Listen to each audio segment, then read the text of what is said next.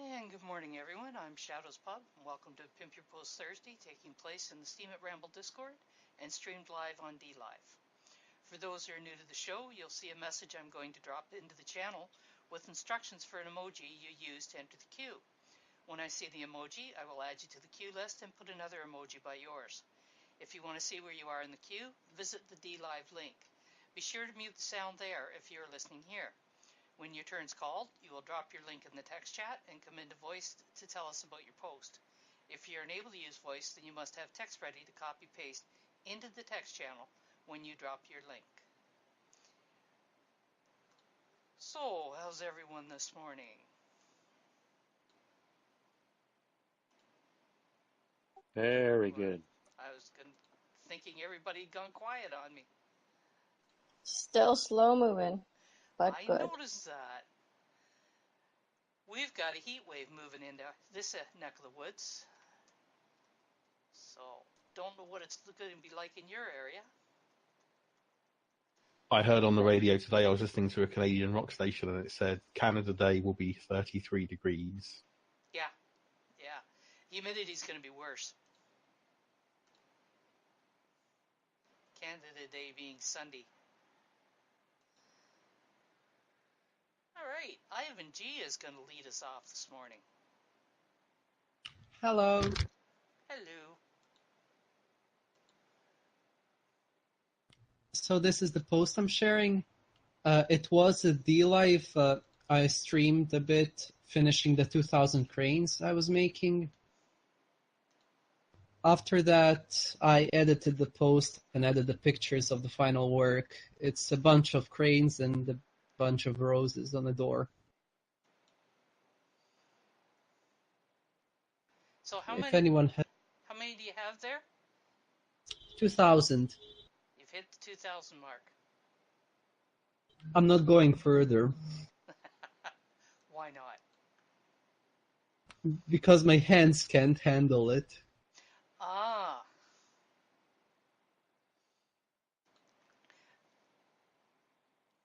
So it's kind of a carpal tunnel sort of concept after a time? Yeah, I have carpal in both hands, yes. That's a lot of work getting those done. I'm working on something more chill right now that doesn't strain hands too much. So, are you going to tell us, or are you going to keep wondering? I can show a picture. Okay. Rose says her hands just hurt just looking at it. And Zipporah just says can't handle it.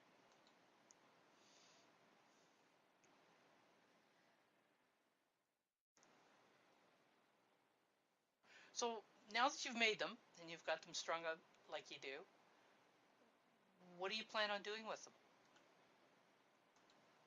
Well, for now I'm gonna keep them on the door until I figure something out, but I really have no idea. There's just too many and they take up a lot of space. I wonder if a local library might be interested in displaying them just to show what people can do. It's kind of hard to send from Europe. No, not local to me, local to you. Actually might be a good idea. I can send 1,000 to one place, 1,000 to the other, and... Yeah, I don't know. You know, it depends on the library. I know our local one would just kind of go, wow, cool, let's do it. But not all libraries are the same. All right. So if anyone wants to go next... Thank you, Ivan. The Rose Patch, you're up.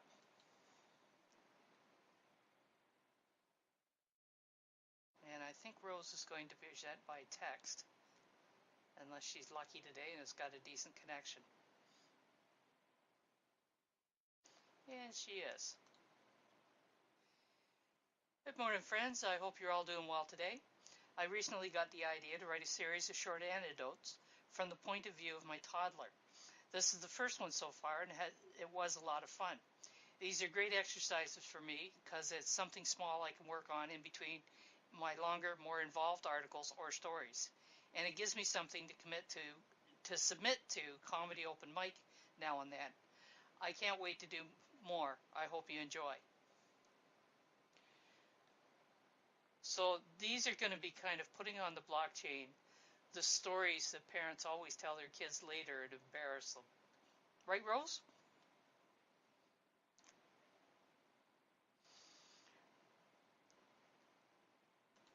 She's typing a response to the question. She supposes so. Looks like it'll be embarrassing stories forever on the blockchain. Very cool. Thank you, Rose. Rhonda, you are up. Oh, Rose is writing them from the point of view of the toddler. That must be fun.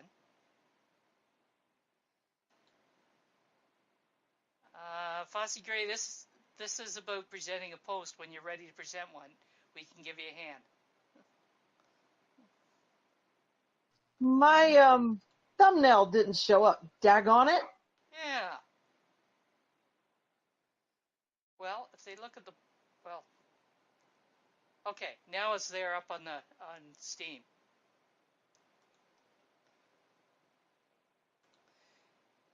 There we go. Okay. Everybody heard us talk about going to Gatlinburg. Well, now you're going to get to hear us talk about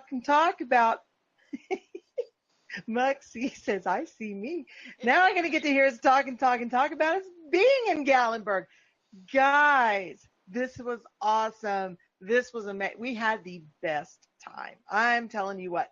And we had some glitches, like Muxie's flight got delayed, and then I had to go to DC to pick him up, and I nearly beat the girl at the Hertz rental counter in Dulles to death, or I wanted to really bad anyway.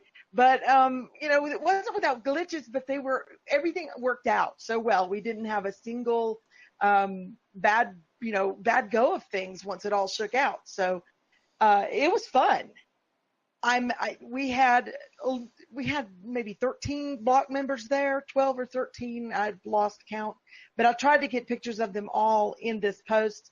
It was, of course, my husband and me. Scott, he's the one in the green shirt, sitting there grinning like he's actually having fun there at the table. That was at Cracker Barrel. We had instructor 2121 there to show us the front end. We had John Knight and Trish and Jaina and Ingenuity, and of course Muxie and Sir Cork and Anarcho Andre and his girlfriend Chelsea, who's Lady Maharat on Steemit. And who am I leaving out? We just had the best time. Catherine. Well, yes, of course, Catherine. Catherine, I hope you're not listening. You're going to really be mad at me. But she's there anyway, beside Muxie in the picture. But anyway, we had a good time, and we accomplished a great deal. I'm going to go ahead and tell you now that one of the things that we were so excited about is what we were going to talk to instructor 2121 about, is that he has designed a front end and is going to customize a version of it for the writer's block. So we will now have our own access to the blockchain that circumvents Steemit, and we will be able to really, I think, promote the blockchain and promote fiction on the blockchain and quality content on the blockchain in a way that we've not been able to before. So it's a pretty good deal. Yeah, there's some real interesting times you're coming over there.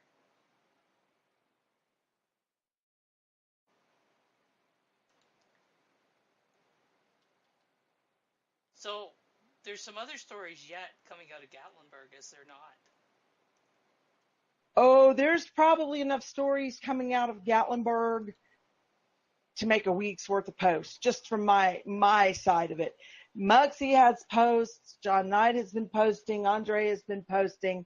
I'm sure Catherine will post. We had a bear sighting where my goofball husband and Ingenuity and then G-Mux and Catherine all jumped out of the vehicles and went running to try to get a picture of this bear in the wild, and all of a sudden the bear turned and came down the hill, And there's Engine looking at the camera, doesn't even realize there's a bear a couple of feet behind him. So we had some excitement. Sir Cork and I were really bright because we stayed in the car. And what would you have done if the bear jumped in with you? I might have considered getting out of the car at that point. All right. Thank you, Rhonda. I'll drop that picture as soon as I find it. Oh, Muxie says we only have 1,000 photos to share. Is that all, you slacker? Yidneth, you're up. Okay, just a second. Because I just copied another link.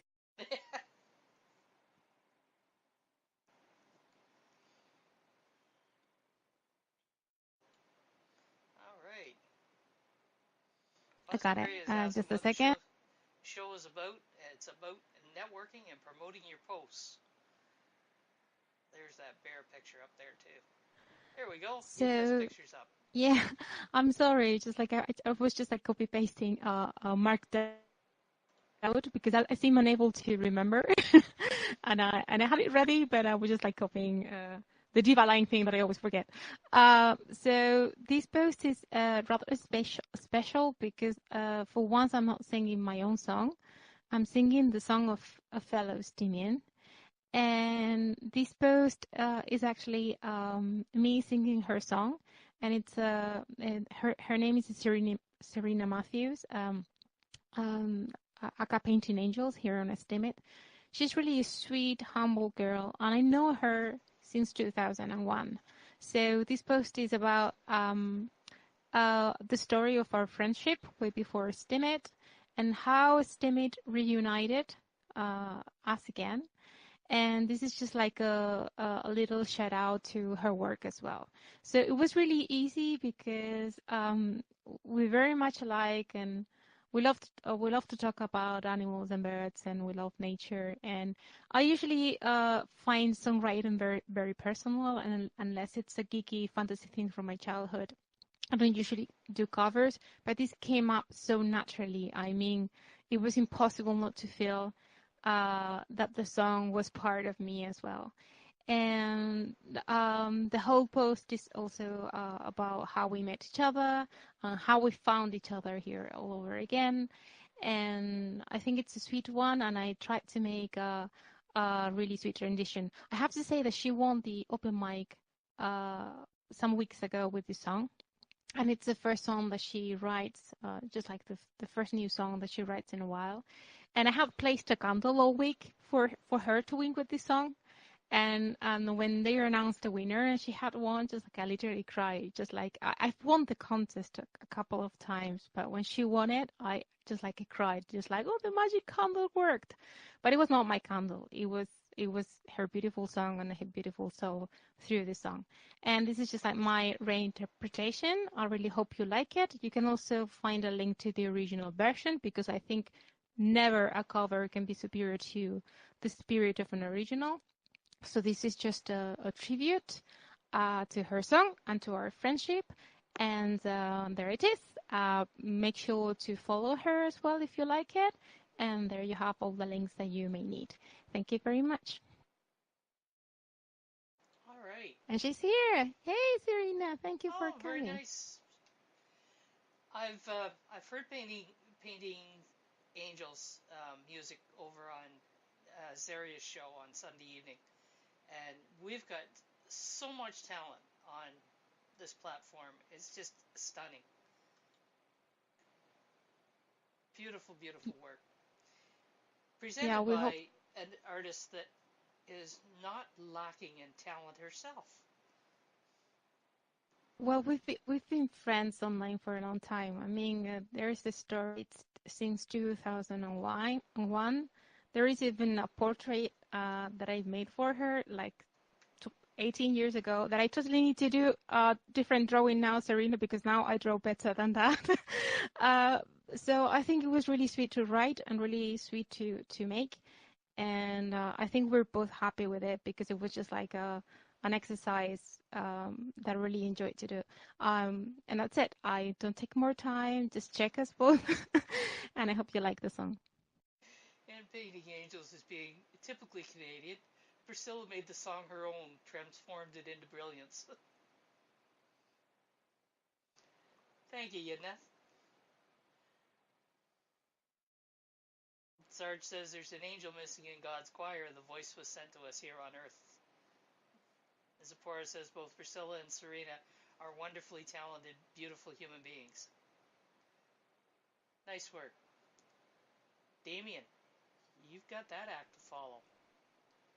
Hey, well, I've got a bit of a serious post for you. Let me post the link in. So this is a Clay's writing tips post, but it's not a very usual one, and it probably affects more people here than you might believe. So it's really for those people who are bloggers and are producing creative content, and also want to publish stuff to journals and magazines and that kind of thing. So what it's about is first serial rights, which are what you give to a publication the first time your work is published, and that really licenses them to be the first person to put it out there, mainly so their readers get to read it first. The question that's come up quite a lot, and it's one I've heard various things said about from the community here in Steemit, is does publishing to a blog constitute first serial publication rights? And the answer isn't as one-sided as you might imagine.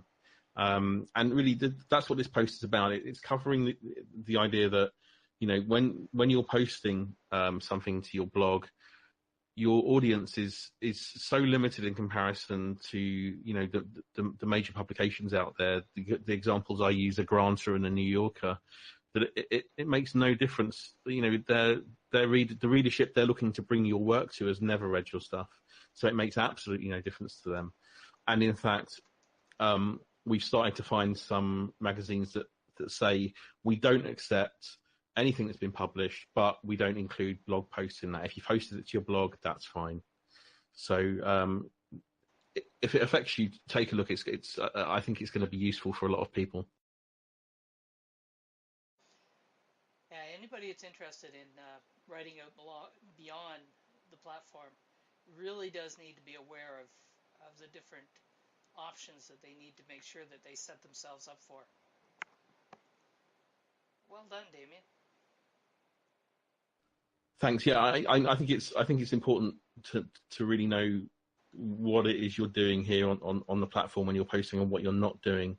And the way I put it in the post is, think about markets rather than the minutiae of has it already been published or not? Because it's really about, when you send something to a magazine, it's really about their market, and is their market interested in what you've written? And they will be, if it's relevant, and it won't matter if you post it to your blog. It really won't. And any reasonable editor will see that and understand it. If the work is good enough for them to publish, it won't matter that 50 or 100 people have read it on your blog. For sure. I love that typewriter that you've used. It reminds me of the one that I learned on. Yeah, it's because I used the typewriter for the editing 101 post, and I thought I have to find a different typewriter shop now for this one. But I think it works well. It works. It works. Although some are going to look at it and go, "What the heck is that?" Yeah, I like it. I like it that the Z is on the top key. Crazy BG is going to try to be on tonight. He's cooking.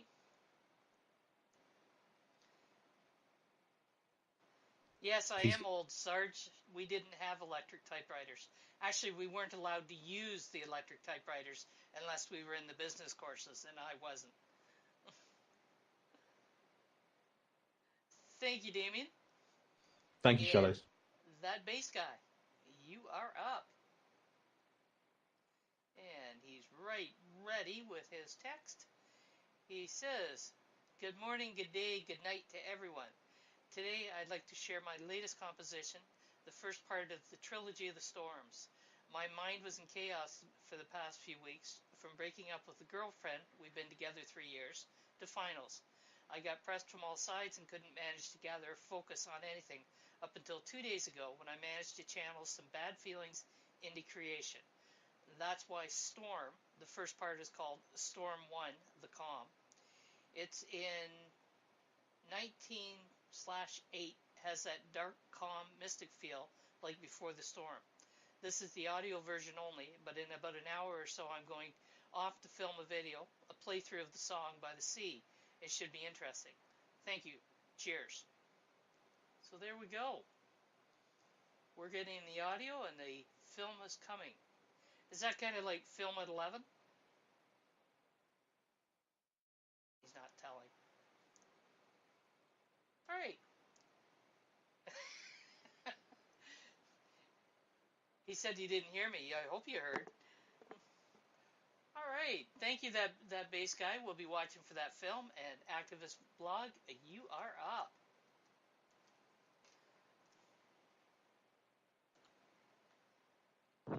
Morning, folks.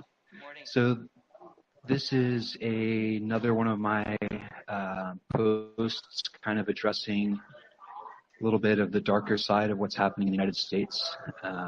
It just talks about poverty, wealth disparity, racism, fascism. It's a real look at my view on the situation that we're in right now in the U.S.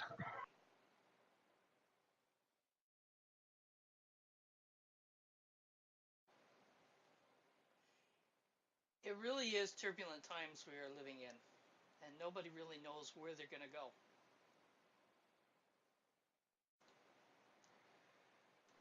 Yeah, it's just kind of just like a broad view on some of the indicators of the rise of fascism in the U.S. And at some point I'm gonna have to start writing about what are we gonna do about it. But for now, it's just kind of addressing some of the issues surrounding the fall of our freedoms. The bass guy was just commenting that he doesn't feel it's only in the U.S. I believe you're right on that. And when we take a look even at the movement of people around the world, after World War II was the largest mass movement of people in history. And I kind of think that at this point in time, that may have been surpassed. I saw an article the other day that there's currently something like 68 million people around the world that have been displaced from their homes. When you get that kind of mass movement, you've got a lot of chaos going on. Yeah, those of us who are a little bit older, we remember the Iran-Contra scandal. So hopefully I get my piece out today for the second installment, because it's all kind of connected. The military profiteers are connected to the drug profiteers, who are connected to the prison profiteers, and they're all connected to the bankers. It's going to be interesting to see how things develop. Of course, it always is. All right. Thank you, activists. Bluefin, you're up. Good morning, all. I hope we're all having a great day on this wonderfully rainy, torrential downpour type of day here in New England. I am going to drop my link for you all. So I recently took a trip a few weeks ago up to drop my daughter off in New Hampshire, which is in the northeast corner of the U.S. She works at a summer camp up there. And every time I go up there to drop her off or pick her up or visit, I laugh because there's a sign there that says Scenic Vista. It means pull over here and take photos, or it's a nice looking place. And I wrote a little post about Scenic Vista. I thought, because it brought back memories of us as little kids in the car making long trips. We've done everything as a family, from short trips as well as cross-country trips in the car, pulling a trailer. And as any family does, you always have these little inside jokes. And the sign always brought back memory of kind of a little humorous thing that my family joked about often.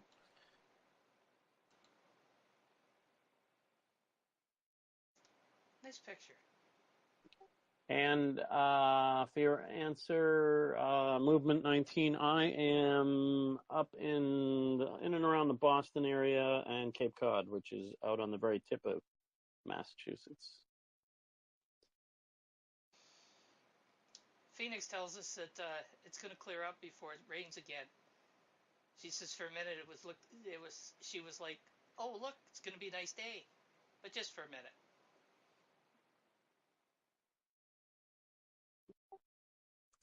Just the tip there, Movement. Just the tip.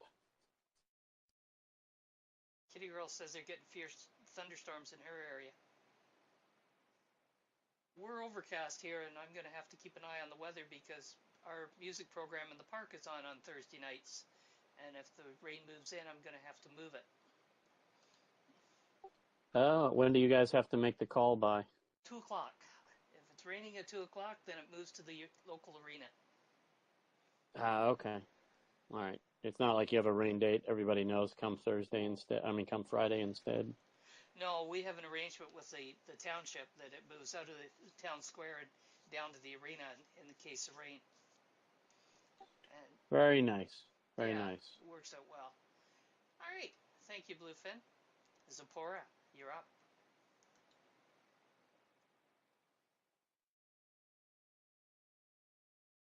Those of you who were here last week, I had a little fall, and today's actually the day I've been kind of waiting for. It's strange. I've been counting down the days like I would for a holiday or some special day, just because I finally am going to see the podiatrist to see what's actually up with my foot.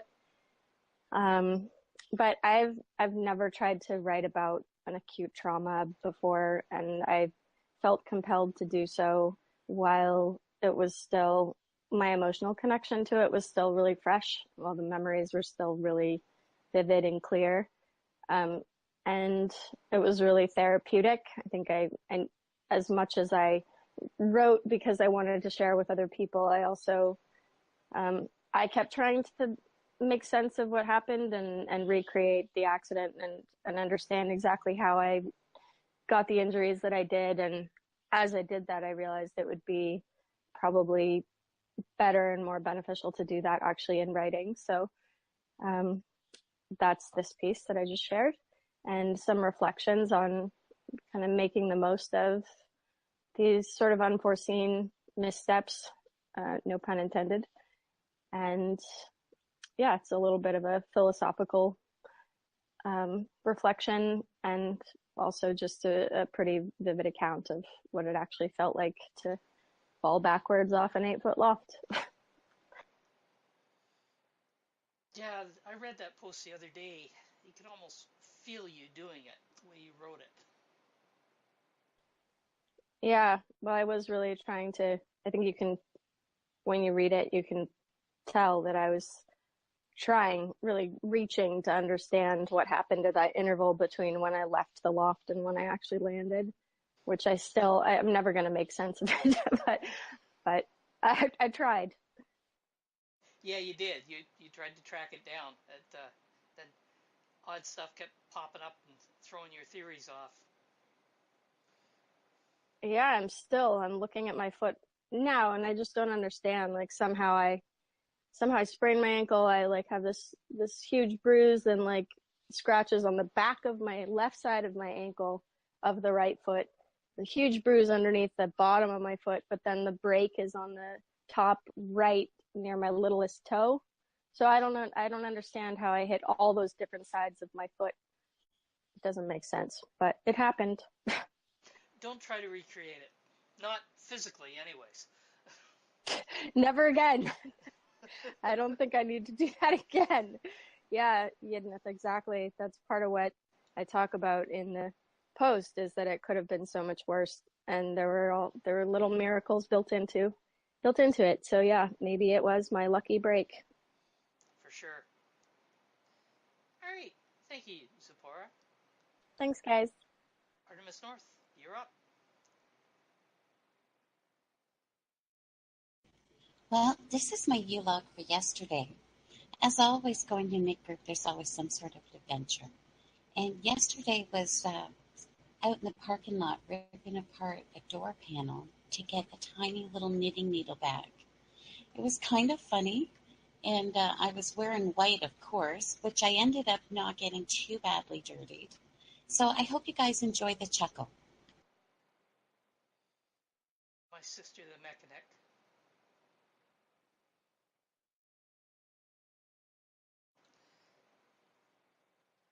So I have to ask one thing, Artemis.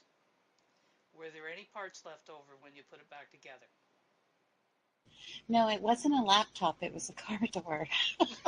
No, we were good. Good to know. So you have a news flash at the bottom of the post. Do you want to explain that news flash? I could do that. How about I just read a little something? Sure. We're going to be, Shadows and I are going to have a show, and we've been working on it, and it's called the Curation Corner, and it's about manual curation.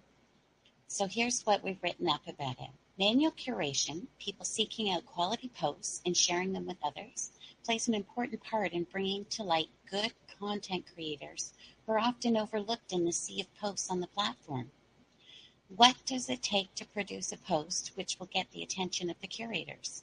So Artemis North, me, and Shadows Pub, along with our guests, will discuss posts they have currently created. I'm having a bad tongue day. They will discuss posts they've currently curated and what factors in the post contribute to getting them noticed.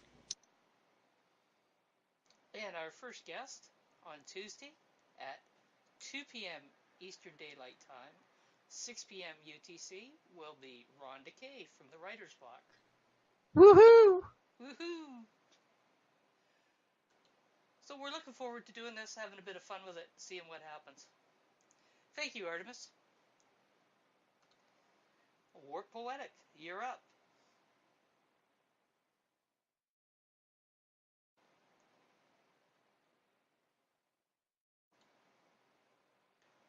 Okay, there's your link.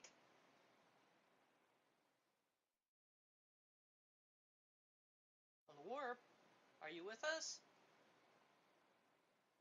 You're muted.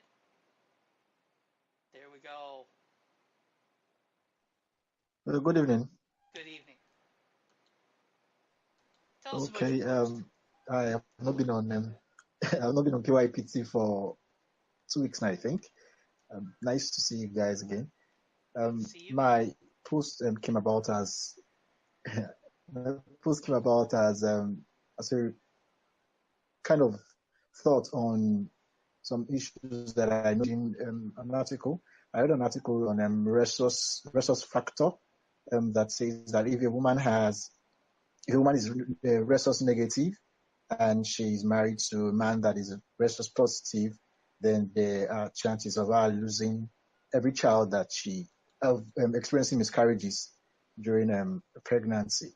And it came to me that there are so many things that we have to face when we try to get when we fall in love, that makes it difficult for us to love, because when you find out that the person you claim to love is possibly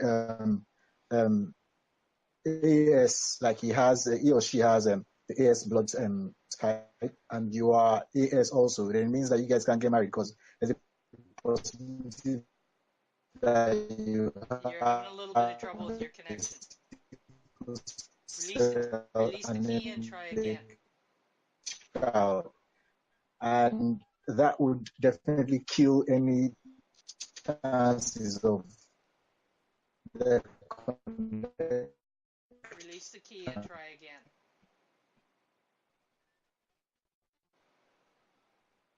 And we've lost him completely. Oh boy. Okay, your connection's buggered on you, Bort. No? There, I got you now. Try it again. And maybe not. Try again. Okay, can you hear me now? Yeah, Yeah, it's very robotic.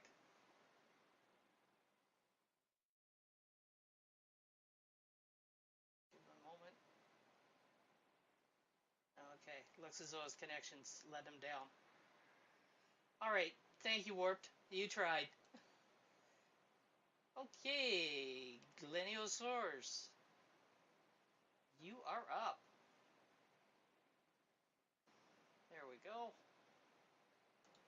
Hi there. Hi, Shadow Hello. Spot. Hello. Good to see you back. Yes, I'm back again. Yeah. So here's my post. It's Indie Live. I think I posted it last 4 days ago. So I made a cover song, "Lift Up Your Hands," because it happened last Saturday. Last Saturday we had a show in Steam Gigs, and our Steam witness surpassing Google had a family problem because his father is in the hospital. So I made an inspiring song titled "Lift Up Your Hands." So that's a song offering for him. So I think that's all for now. Have you had any word on how Terry's father is? What? Have you heard how Terry's father is? Has he posted a update? I think Sir Terry surpassing Google is, I don't have update for him, but I think he's already out in the hospital. Oh, good. Good. Yeah. That'll be a relief for Terry. Yeah. Thank you, Glenn.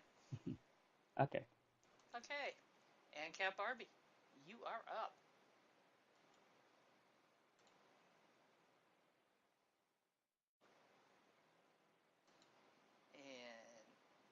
And Cap, there she is. She's typing. Oh shit, I didn't even realize I was muted. I've been here talking shit for like 20 minutes and didn't even know I was muted. Oh, so yeah, now we're going to get the filtered version. Okay, so I was going to do bad karaoke, but my downstairs neighbor, this post isn't actually as much about my post. I was going to do bad karaoke, but my downstairs neighbor has this habit of making sure the whole neighborhood can listen to his music. So it was kind of disrupting my piss poor microphone, and I just ended up taking a couple of lousy selfies. However, it kind of raised a more important point that there's a lot of people on Steemit who post under the information war tag, and most of them are Alex Jones fanboys, basically just circle jerking. And I have a new initiative, which is going to be to get them to take their fucking circle jerk back to 4chan.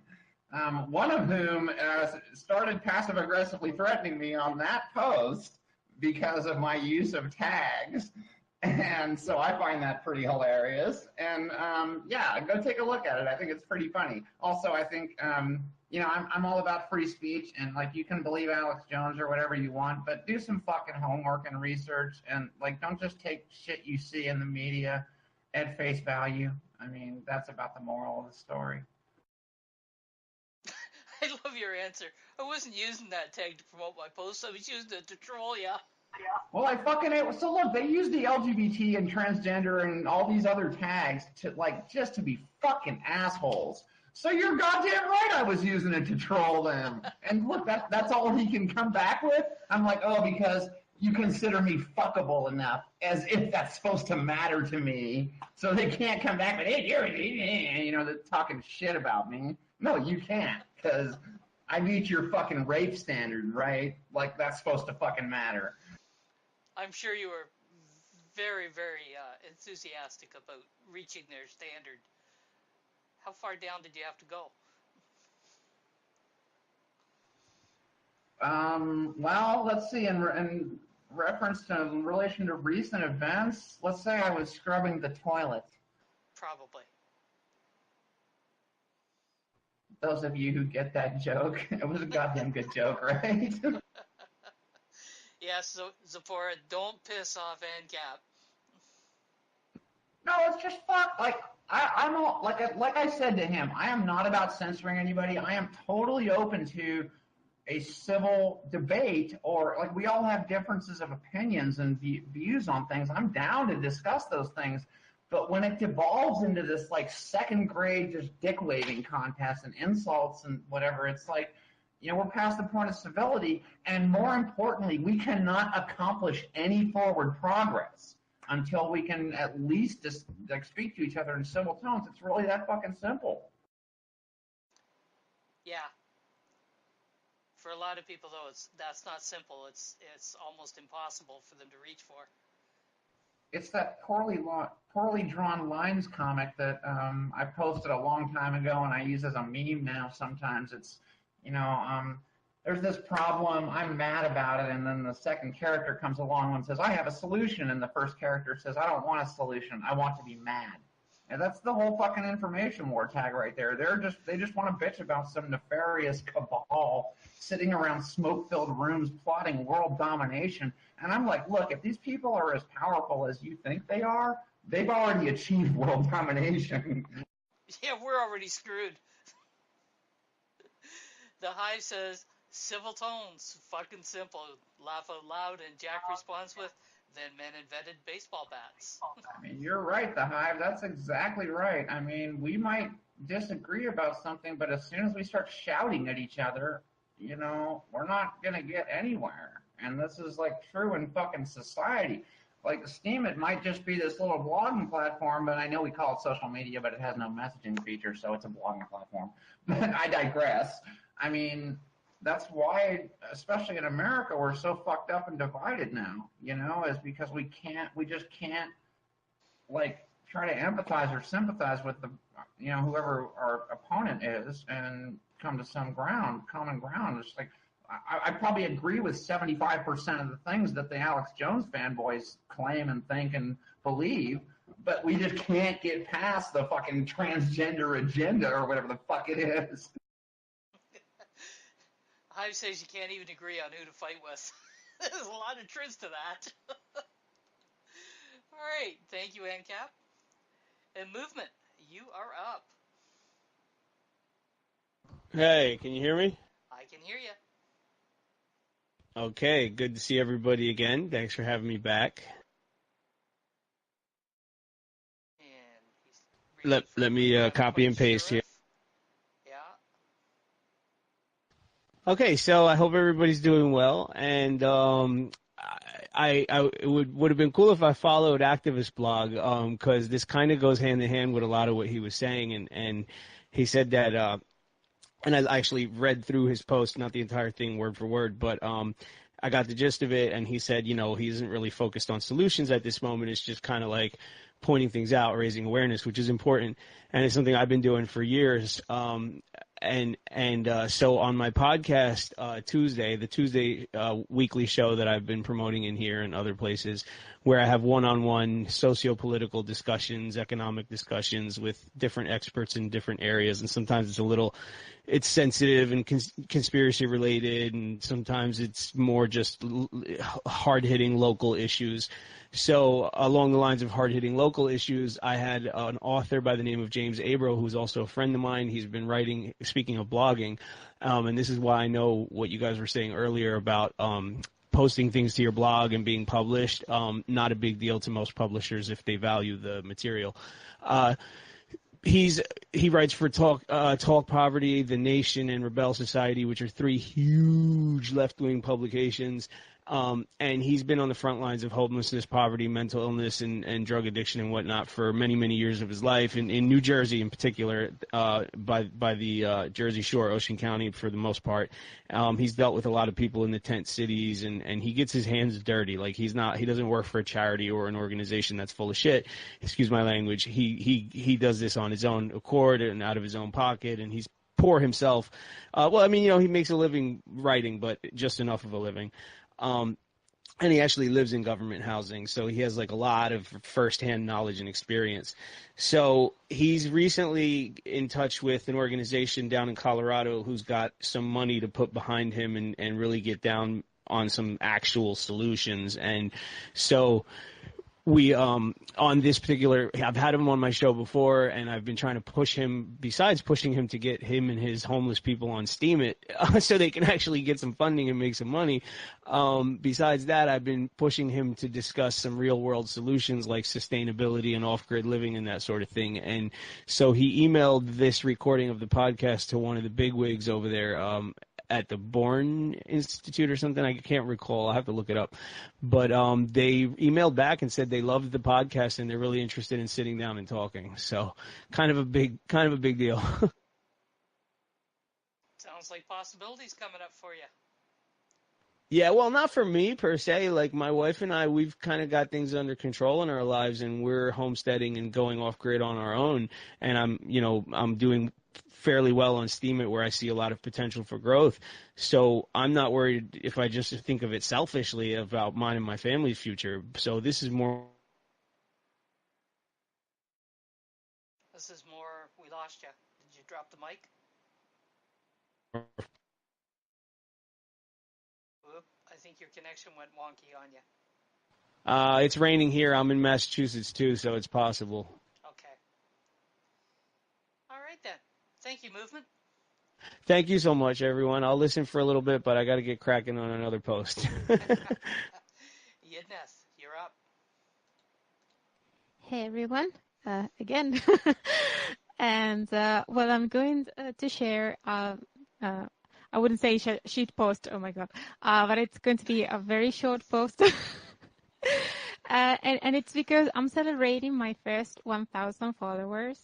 And there is a couple of pictures of me taken last Sunday doing what I love doing the most, which is hiking and having my bath in my local pond. But the thing is just like I'm trying to do a little experiment with this very short post. I didn't say sheet post, I'm sorry. I said short post. Yeah, Ness? Do you have a Can you hear me? Do you have a link? Yeah. Yes. She got it so short she forgot the link. Yeah. Just a sec. It's coming.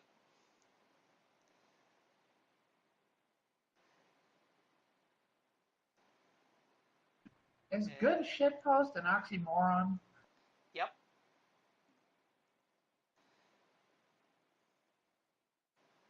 There. Oh, it's just like the markdown always messes me up. It's just like I'm writing a post and then I copy the markdown and then I forget that I lose the copy paste thing that I'm always ready, but then I forgot to undo it. And so there is a little experiment there because I'm aware that the engagement in Steemit is not as real as we would like it to be. And so I was talking with Serena and Andrea in my Discord, because I have a Discord channel, which is the one that I use for the chats while I'm doing the live stream. We're just like, oh, I have 1,000 followers, but probably half of it, or if not more, there may be bots or something, because let's face it, sometimes the engagement is not what you would expect as you grow up your account. So there is a simple question there, just like if you're a follower of mine and you're not a bot, just say hi. If you have time, you can even say how you stumble upon my account. If not, with just a hi is enough. Though I guess bots would learn to know how to say hi as well. It is just like a very short post, just like a fun engagement experiment that I'm doing. And you have a couple of pictures of me, very recent from last Sunday, that I went to have a bath in a beautiful place by my local woods. So just like to pretend there is a little bit more to it than that. But I hope that you stop by, and if you know me, that you get to say hi. And if you have time, you say how you found me on a Steemit. Thank you very much to each one of you, because I think a number is just a number, and a few significant ones count more than, that I don't need that there be 1,000 followers or 2,000 or 10,000, because with 100 people, 50 even, that really care about what you do, you can really make a difference here. I think so. So welcome my friends there to say hi. Thanks. Very nice. So, Great, very nice. I have to ask. I know you love green, but I have to ask: is the water green, or did you just filter it so that it does? No, there is no filter in that. Actually, it looked like a molten metal. I don't know why. I think it's because it was a very quiet pond and it was very sunny. And for the longest time, I have a few videos. I'm saving the footage for some video clip or something like that. It looked like metal, something like that. And we were just like throwing pebbles just to see the ripples forming because it was just like so shiny. And then I took a bath. But yes, it was genuinely very, very, very green. I live in an almost fluorescent green area of the Spain in the north. So that is green, green. And it's not because I photoshopped it or something. Actually, Jan suggested it was the reflection of the leaves that gave it the green look. Yes, it looked like metal. I think it was. I think because it's very quiet waters, sometimes they look like they're like made of metal because the reflection is super clean. And yes, it's the foliage reflecting on the water as well. And it was midday, so it was very shiny and sunny. So it's very shiny green. And I love green, and it's green Thursday green. By now, it's obvious that I like that color. It's not easy being green, said Kermit the Frog. Thank you, Yedneth. Damien, you're up. Hey, okay, let me just post in a link.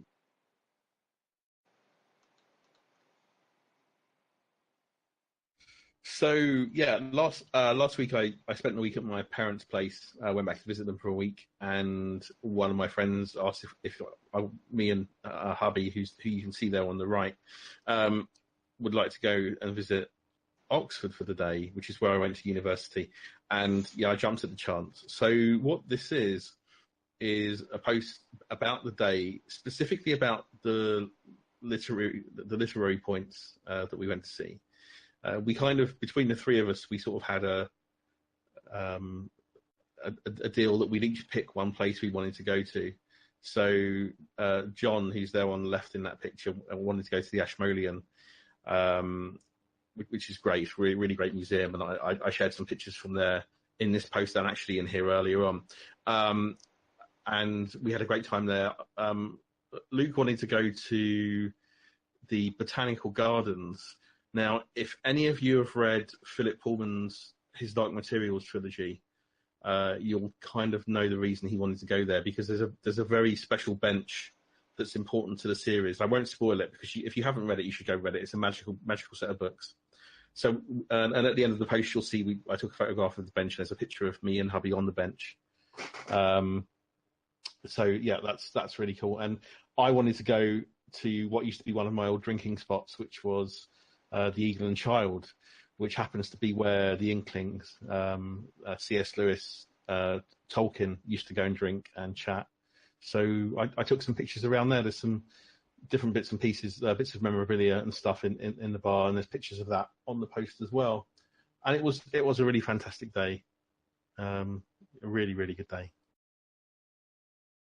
All right, and there's the bench down at the bottom. There is. I can't spoil it for you because honestly, read the books. They're great. They really are. They're fantastic. You'll love them. They're actually coming out as a BBC TV series this year as well. So even more reason for me not to tell you and spoil it what the bench is about. But there you go, Bluefin. Those are my pictures for you to judge. Taken with my horrible Windows mobile phone.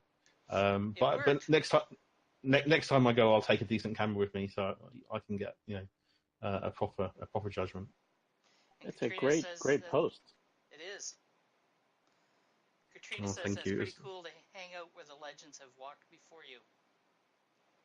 It is. There's something very cool about it. And by the time we'd walked around the Ashmolean, I really needed a beer, so it was a great place to go.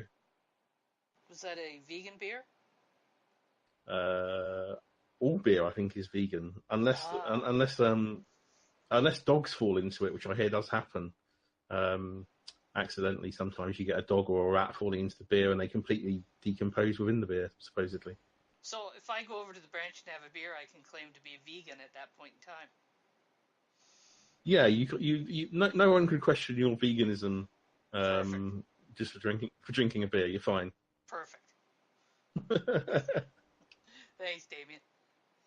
And Thank you, Shadows. Fossey Gray, who is presenting for the first time, and apparently is having some hearing problems, so Sarge is going to give him the heads up that it's his turn. Okay. He's dropped the post in once, so he knows how to do it. Several people are typing, so I'm just assuming he's there. And there we go. And he's presenting by text. Cotton Coin is an organization that will use the blockchain technology for medium of data transfer, interactions between users, transparency, and secure way in the textile industries. It's a competition I entered on Steemit, and I think the Cotton Coin need awareness of their product and ideas. It's okay. One of many, many coins that are available, so check this one out and see what you think about it. And we'll give Fossey Gray his Pimp Your Post Thursday attendee role.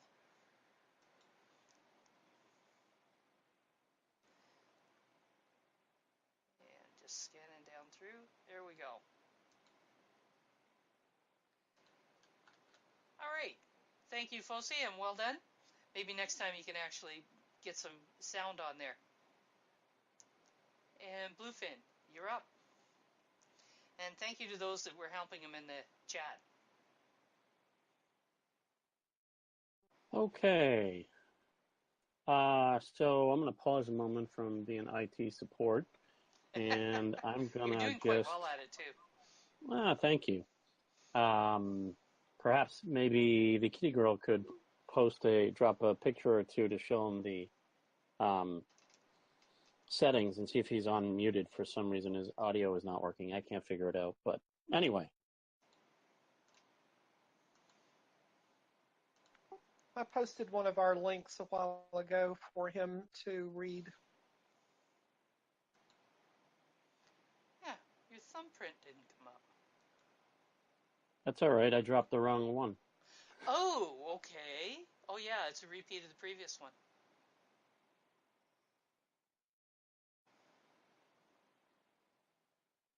There we go. So I don't know if those of you are following, but there are some notes out on that thumbprint didn't come up either.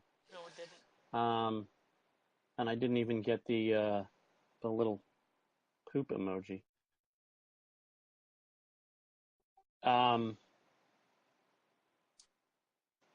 Thank you. Thank you to, one of them worked for me and one of them worked for Kitty Girl. So there is some discussion now discussing the Hard Fork 20, and there's some neat changes coming about possibly, including some interesting things with curation rewards and whatnot. And I think maybe people ought to go give a quick look-see and read and see what's coming down the pike for us. So, anything stand out there that you think people should be aware of, Bluefin? Well, so right now, the way curation happens, I mean, there's a lot of technical stuff happening too, but one of the things that stood out for those of you that are content creators is that if you, for those of you that are curators and commenters on posts, if you're a creator and you immediately upvote, if you click the box to automatically upvote your own post, it creates a bit of an unfair advantage. I guess you are the content creator, so some would argue that point. But they're going to make a couple of little changes to adjust the percentage of how the curation happens. And it'll give others the ability to, or the incentive to, comment and curate your posts by making a little bit more of the curation rewards available to you as a curator. Yeah, and as the writer of the post, if you vote early, instead of getting a greater percentage of the curation rewards, it actually goes back to the reward pool. Correct. And if you're a creator, I think it would behoove you to not get upset or be opposed to this, because the ultimate goal is to get more more engagement on your posts, and by having it a reward for people to engage, I think it's important. I think you'll be happier in the long run. And after all, Steam is at its record, 3 or 4 cents compared to the dollar, so why not? Exactly. Okay, thank you, Bluefin. And good thinking to bring that to everybody's attention. Kitty Girl says no swimming in the reward pool. Yes. Jan, you are up. Howdy. Howdy. This is just a quick post from the group. It's part 2 of a 3-part thing. And it's just basically giving an update on where we are at the moment, like what we've done new, what's changed in the group and stuff like that. So just putting it out there, letting people in the group or anybody new who has any interest in joining groups, we might be able to promote you some. So what would you say the most important thing in your post is that you want people to be aware of? The most important? Probably the thing I like that we've done most recently is we have accumulated an extra approximately 150 steam power, so that we can start our voting trial with a bot included. So now when we vote on people's accounts or posts, we were originally at a 3-cent reward or just below, and with the price drop, that's gone down to half of that or a bit less. But we're getting the our vote bot going or starting, and we are now using that to supplement votes to the group as well. And we're back up now at about 2.5 for the group vote. Okay. Progress. Always progress. Little bits at a time, pennies making pounds. Or in the North American sense, dollars. Toonies. Yes, toonies, except in Canada, there are no pennies. Well, there's no pennies in Ireland either. You can't get a penny or a two. Well, no, there is no such thing as a penny over here or a 2p over here anymore. The smallest denomination is a 5-cent. Yeah, that's what they did over here. Was they dropped the penny and the nickel as the lowest coin. It's been widely suggested that the United States do that. A little bit of trivia. It costs U.S. taxpayers 1.6 cents to produce every penny in circulation, and we used to have half pennies way back when a half penny was actually worth something, but they got rid of them because they weren't worth anything. I would just round everything off to the nearest nickel and get rid of the penny. That's what they do here, is it gets rounded to the nearest nickel. And it works. Over time, you're not losing or gaining. At first I kind of went, oh, that's kind of stupid, but no, it does work out. And that was the reason that we dropped it. It's exactly what you're talking about, ANCAP. It cost more to make the penny than it was worth. Well, over here we used to have the half penny as well, and that went years ago. And this is all a European thing now on this. But you should, if it's costing the 1.6 to make the penny, is that the cost including the labour, or is that just the cost of the metal? That's all of it. No, that's the labor and everything. Now they don't really use copper; they use mostly zinc in American pennies now. Well, the zinc is actually used to stop it rusting. The zinc is mostly on the outside, and that's a cover. I'm not sure what other metals are in it. I know it's not copper so much anymore, but it might be worth to just collect them pennies. A few years' time, all them pennies are going to be worth more in the metal value than they are in the monetary value. Bluefin just checked. It costs 1.7 cents to make a penny this year and 8 cents to make a nickel. Thank you, Bluefin. I appreciate some updated inflation information. That was 2017. Yeah, I hadn't checked it for like 5 or 6 years. I think it's important, and Cap, I think you should let us know once a week what the current cost per coin is.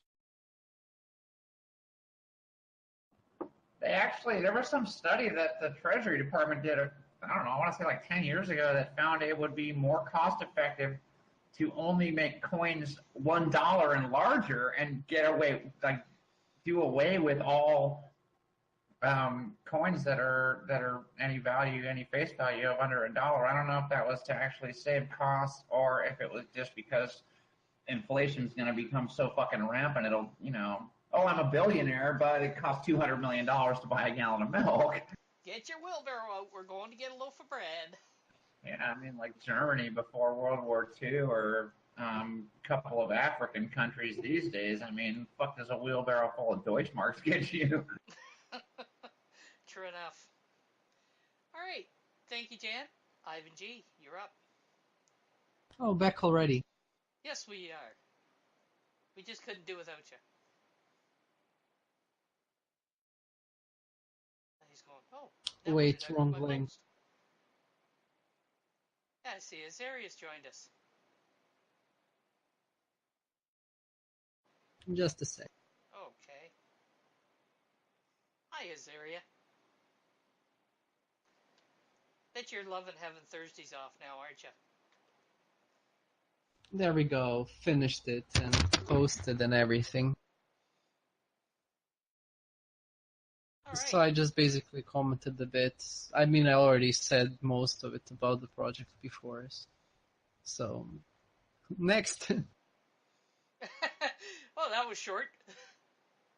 That's kind of cool, though. Quilling. All right. Artemis, you are up. This is for Bablax. This is her 5th installment of her morale boosting series, and after some drama on the platform, she wants to know why. Oh, I'm really having a bad tongue day.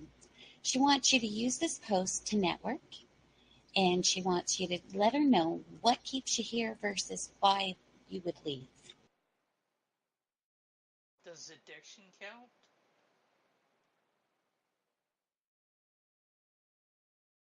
Did you say addiction? Yep. I'm sorry, I didn't hear that.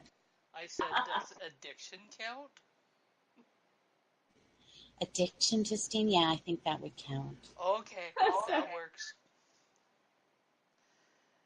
And Yidna says, today is the Steam It Experiment Day.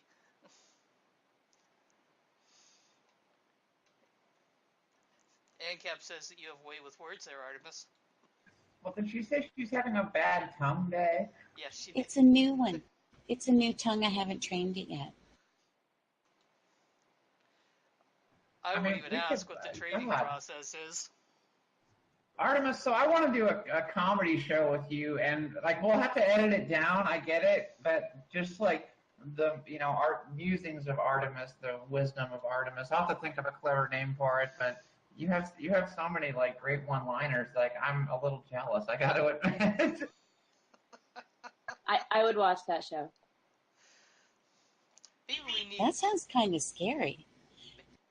Maybe we need to bring Brother Steve on with that, Artemis.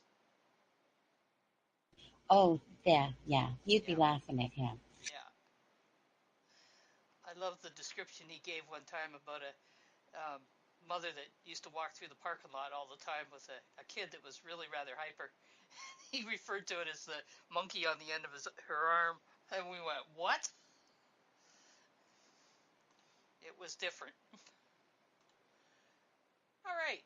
Thank you, Artemis. Katrina Ariel. Oh, come on. Give me a picture.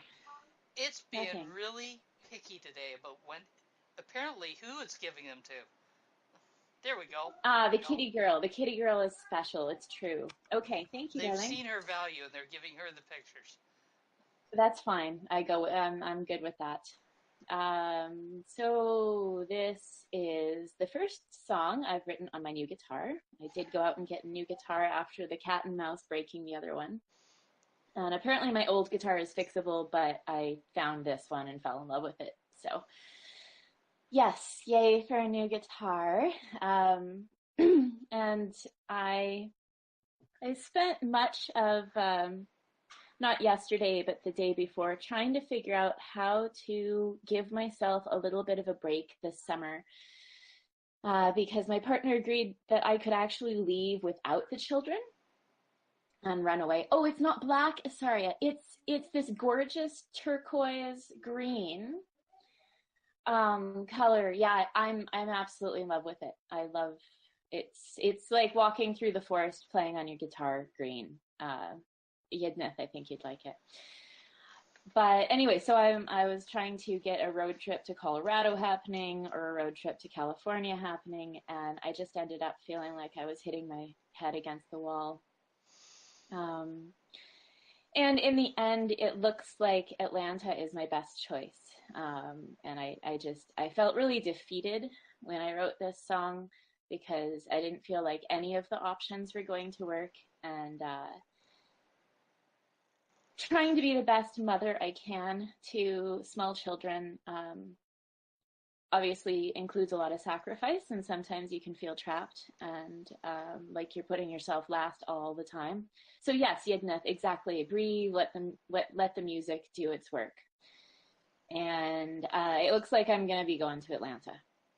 I can see that you're getting no reaction to that at all from Engine and Rhonda.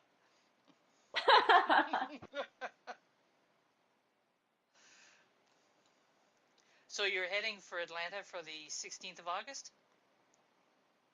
That's the plan. I've got to get some logistics in order and come up with the funds. But yes, my soul needs a vacation. I need to do something fun for me, and that looks like it's going to happen. So I'm very excited.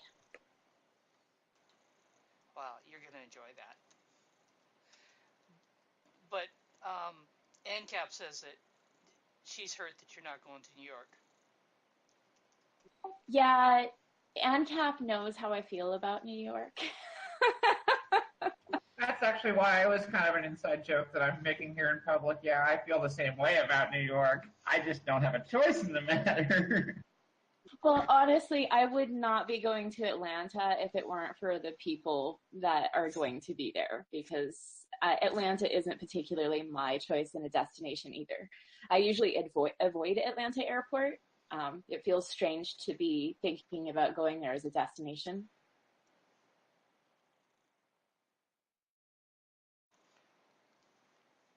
So Atlanta it is. Yes, it's all about the people and the fun and the community and family. So are you driving or are you flying? I will be flying. It's really a long way from here to get that far southeast. I would drive, but my circumstances do not work for that. So if I'm going to leave the kids behind and go play by myself, it's got to be a short trip. Ah.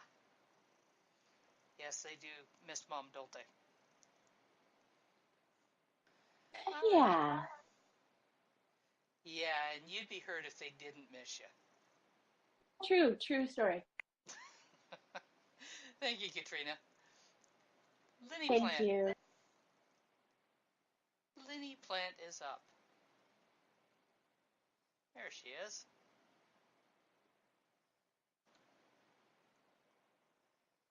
Come on and tell us about what you've been doing here. Or did you put text with it? Nope, you're going to come on and tell us about it, aren't you?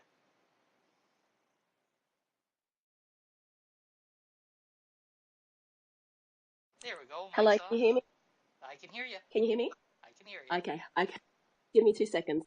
Okay. Time's up. 2 very slow seconds. Okay. So hi.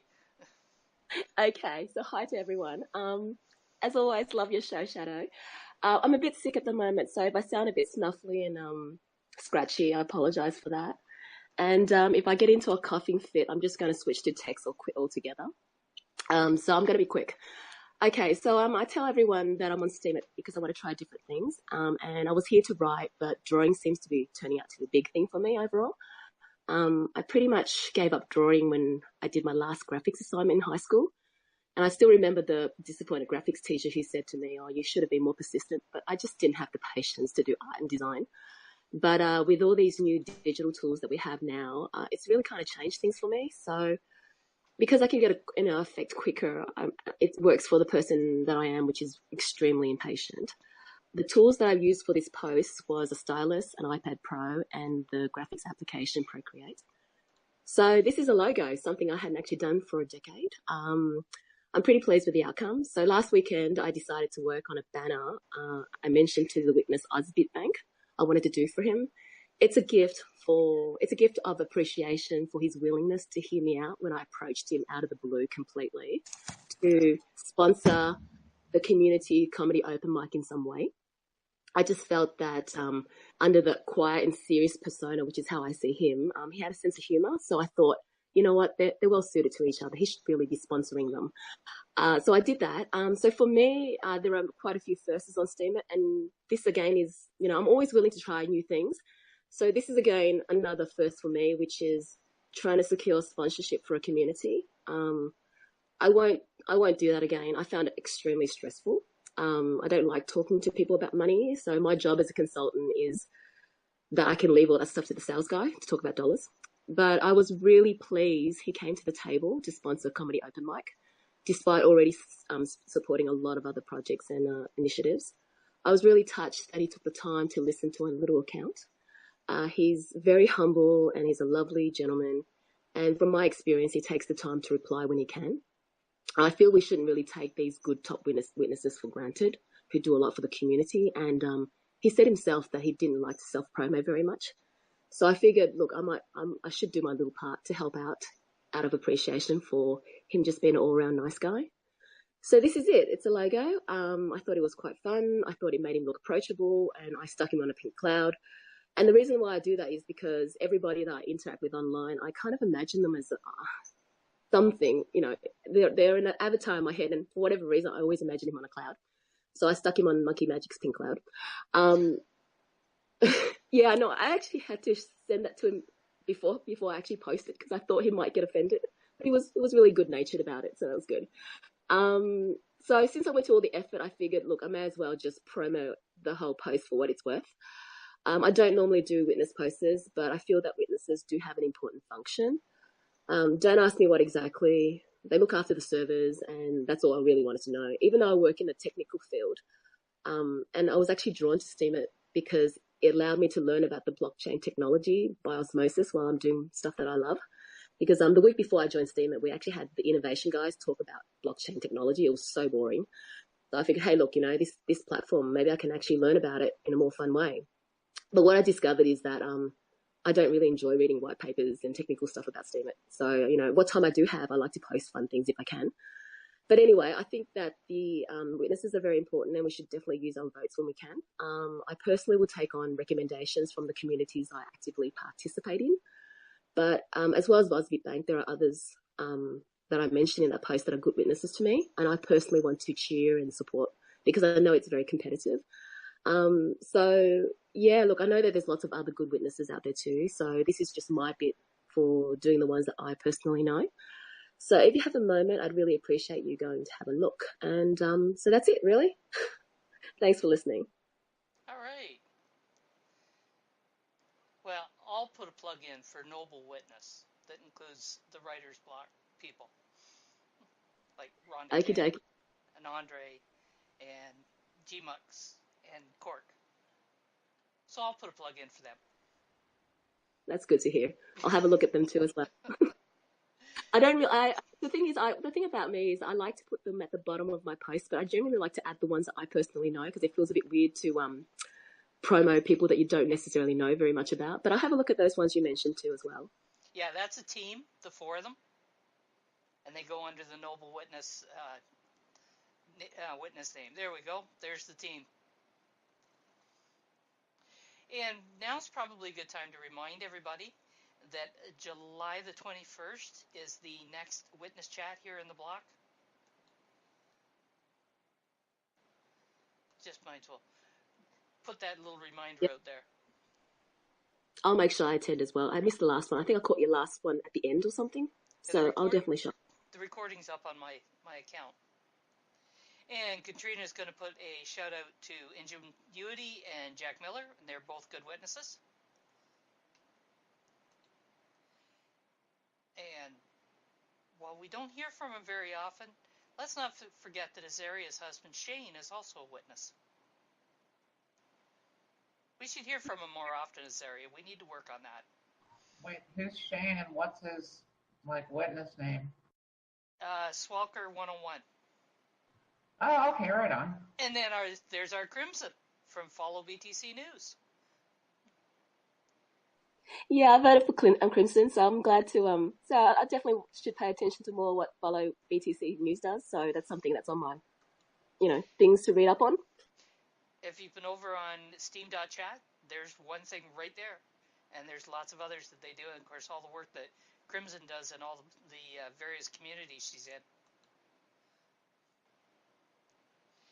I love how we're having a witness moment at the moment. Snook has appeared with family.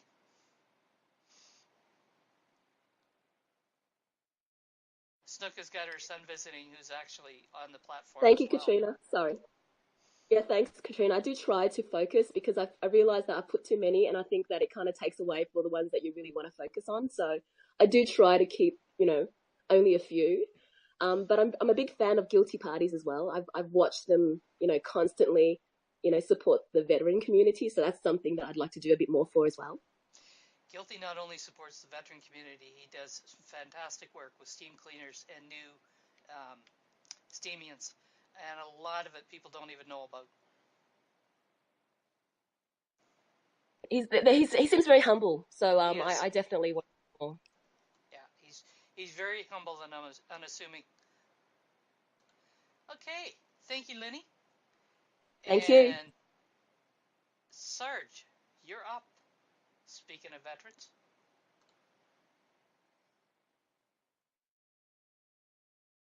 Hi, how y'all doing? Just a minute, Sarge. Jan, to answer your question, they support all veterans regardless of the country they served. Go ahead, Sarge. Well, they support everybody. It's international. Yeah, Sarge on here, turn down the speakers. This is something I did Sunday. It's kind of funny. I think the funniest part is the thumbnail with me crocheting. My Tunisian crochet. Thought I'd catch some people's eyes.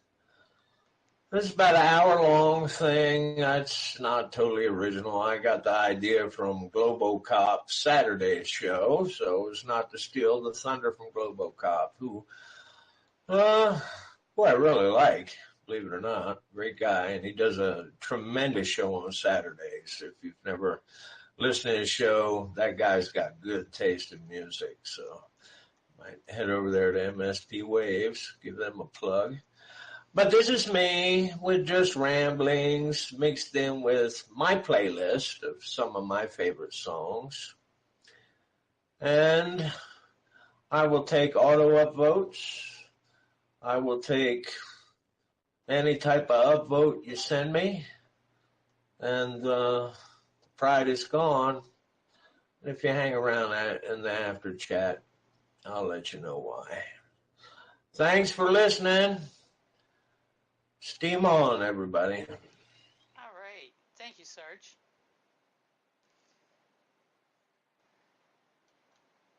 Sarge enjoys playing around.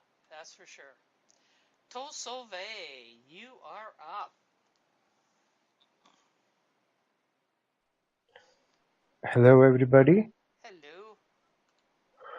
Hi, everybody. How are you? I hope all of you are fine. So this is my recent post. I had a trip to this place. So as usual, I took few photos and just wanted to share it here. And I put some poetry in it. I hope you guys like it. That's it for the.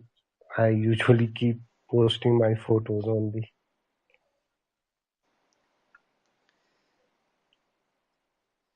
So, Tosave, do you use filters on your photos, or are those the colors that you shot them with?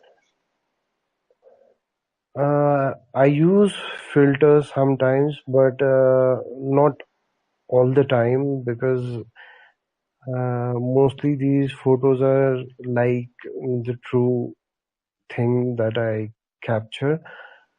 But where there is not that good light, or if the weather is not that good, then I try to brighten up the photos. But these I have clicked few days back, and it was nice weather out here. It was a nice sunny day, so it also helps out. I'm always taken by the color that I see in your photos when I look at them. You know, that Thank you so they much. really are beautiful. Thank you. It takes a lot of time to capture these. I also work as an engineer, so I took a day off for this. It's my passion, so I just try to get a day off for this. So I spent all my day getting 10, 12 clicks. So I just end up with 10, 12 photos for a day. And I just share my best photos here. All right. Thank you. Well done. Thank you. And Thank you so much. Kitty Girl has posted up in the chat, and I'm going to second that. Big thanks to Sarge for maintaining the Google Docs recap of the posts that are presented on each PYPT. And that's much appreciated, him doing that. And Cat Barbie, you are up. Again already? Yeesh, okay. I gotta go grab the link. We caught her unawares. This is like a professional production, man. Y'all are just moving right along today. Oh, well, we're good, we're good. So I'm gonna pimp Dreamsteam's latest chapter of Fireflies because I really like this story and it's kind of getting down to the nitty gritty. And for those of you who aren't familiar with it, it's a really good fantasy story that Dreamsteam is writing, and you should go way back to chapter 1. It is apparently going to finish with chapter 32, which is the next one, unless she does like Bluefin Studios and ends up with part 40 of 32. But yeah, it's a really good story, and I highly recommend everybody go upvote it, and more importantly, actually read it, because I think you'll find it to be a really compelling and great story. Bluefin, I'm getting the feeling that you've started a precedent here. Yeah. Way to go, everybody. Yeah, we'll call it pulling a Bluefin Studios here eventually. You got bluefinned? Bluefin made me do it? Yeah, you've been snacked and you've been curried, now you've been bluefinned.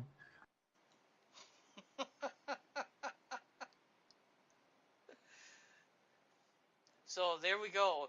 How many are working on her to get her to go beyond chapter 32?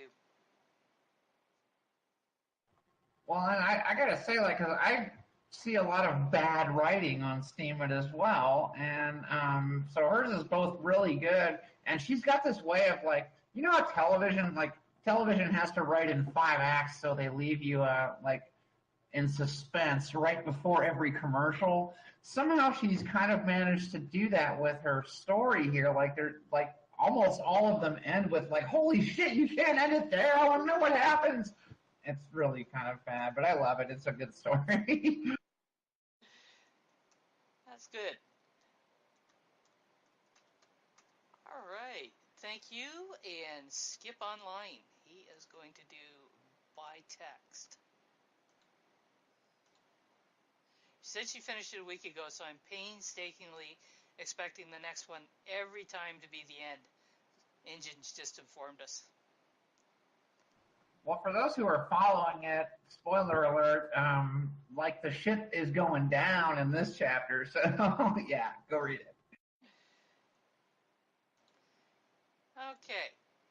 This is a post I wrote in response to another post I had written called "Guys Sending Dick Pics to Unsuspecting Ladies is Not Cool." I was told my title was vulgar, so I wrote this. Oh, just a warning. Chances are good this falls under shitpost, so here's it is. And the title of it is, What do you consider vulgar and why? Well, I kind of think it's a good idea when people get called out on bad behavior.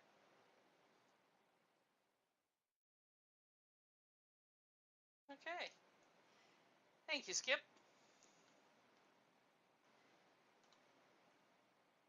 Okay, what's with the team Derek and team Talian? Oh, wait a minute. You're not actually reading that story.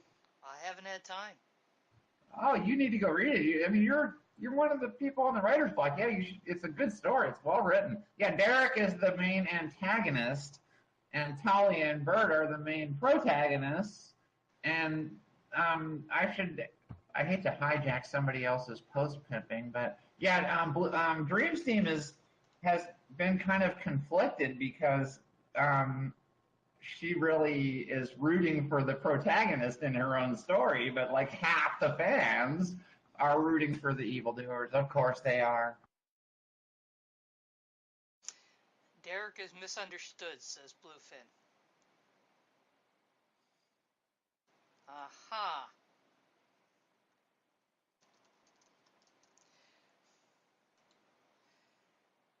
Derek is a dick, says another. Aha. So we're gonna have to have the debate.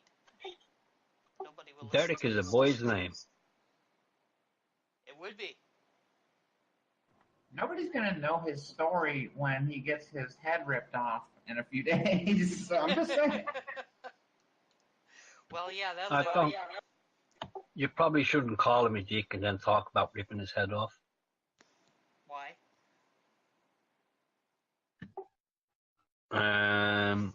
Poor Janet. Adult humor. Understood.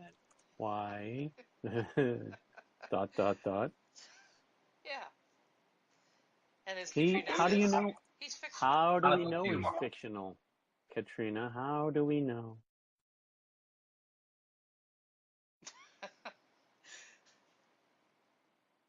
Engine's gonna write a story where the bad guys win. Fatality. You should. Ingenuity, you should. Actually, my favorite movies are all the ones where the bad guys win, or where there's no like clearly defined good guy bad, just because it's so rarely done. So Engine wants to do it because it would kick ass and piss people off.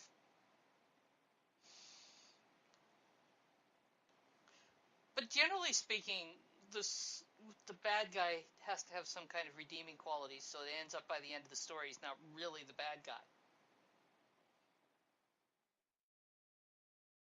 So, that becomes a transformational thing.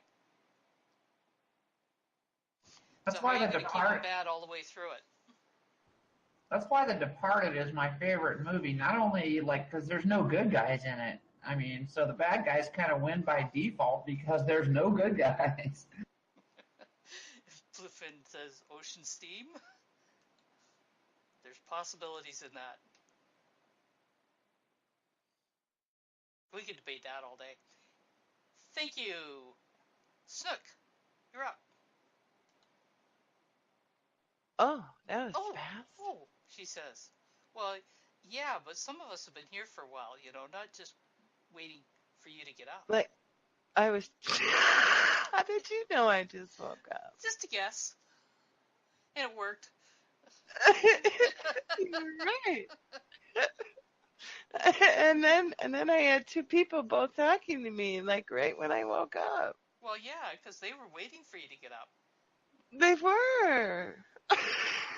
Tell us about your story here. Okay, I started. Why didn't the picture show up? It's been doing this all morning. Oh, okay. Some show, some don't. Oh, there we go. thank Kitty Girls. Kitty Girls seems to be having a lot of luck with it this morning. Oh, she's always lucky. Actually, I should be saying afternoon. It's only 11:35 where I am. So. Okay, that's your world. Okay, that's my world. So this is a story that I did the first three. Well, there was three parts, one chapter. Um, and so if you want to know the whole story, you can start at chapter 1, and it's all on one post.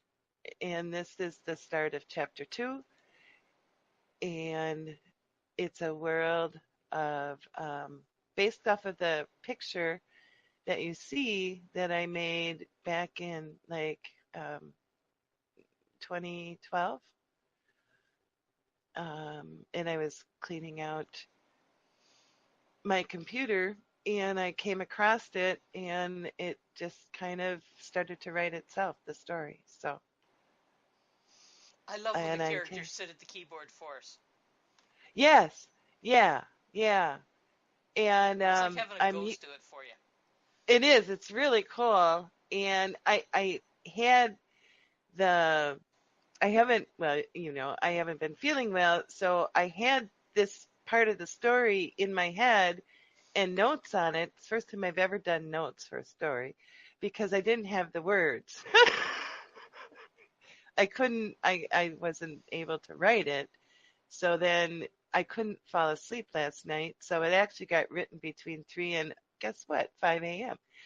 And then posted. And then I finally fell asleep. So that's the story of it. Kitty Girl That, says that, words do help when one has a story. well, it does, and I knew in my head I have the next chapter, but I couldn't. It just wasn't gonna. I wasn't. It wasn't gonna write. So I had to wait, and I have Engine kept like making comments on my story, and I have Len George, who's I don't he's like 75 years old. No, it's okay because it makes me realize that people are really reading it. And this guy, Len George, is checking every day to see if I wrote anything, but he's also just take your time, don't rush it. But he's checking every day. No rush, So but did you get it done? right, exactly. So is that pronounced scary or scary? Or is it something different again? Well, that's up for debate It's your because character. well, I realized that. I just liked the way it looked when I spelled it. So in my head, it's scary, Okay.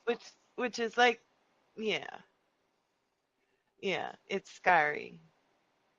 Okay. And then the new character that comes up is well, not like Scarface, no. It's a girl's name,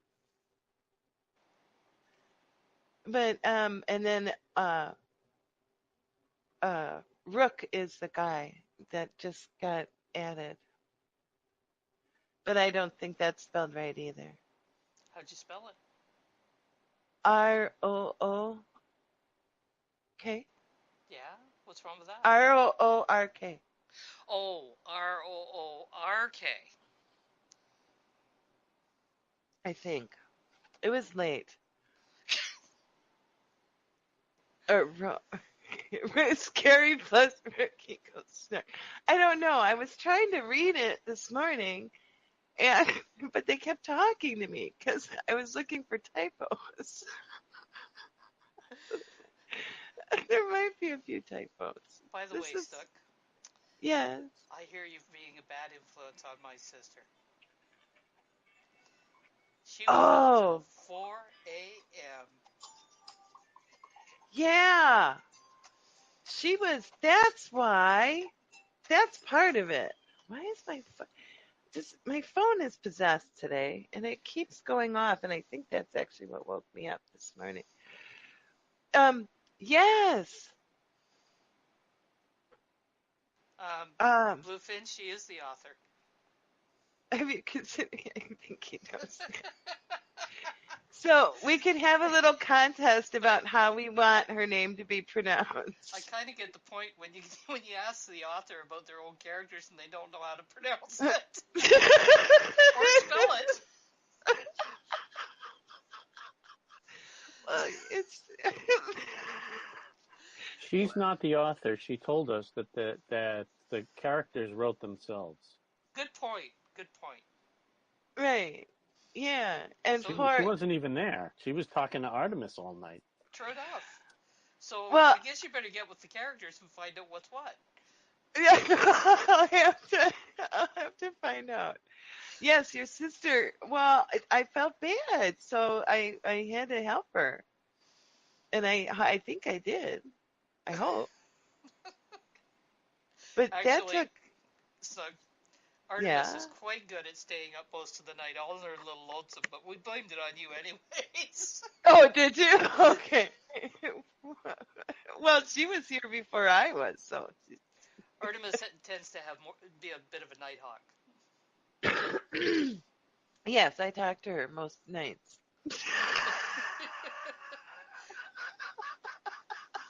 Yeah, when the old broad goes to bed, then she doesn't talk to Artemis. As soon as it's 10 o'clock. Oh, okay. Well, don't bother talking to shadows. She's sleeping. Or appearing to be. Yes, well, that too. But anyway, so yeah, so I was really happy, and then because I finally got that part out, and there's actually that whole next chapter is still in my head, but it at least got started, so I was really happy. And I didn't mean to monopolize the whole show. If I was worried about it, you wouldn't be.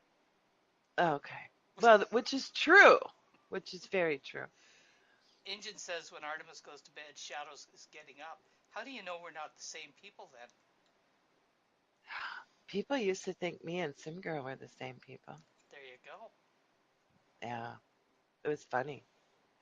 Oh, and my son just got home. We know. Well, no, I mean, he just got home from the store. Now, the voices can be different, but dialect, we both come from the same area.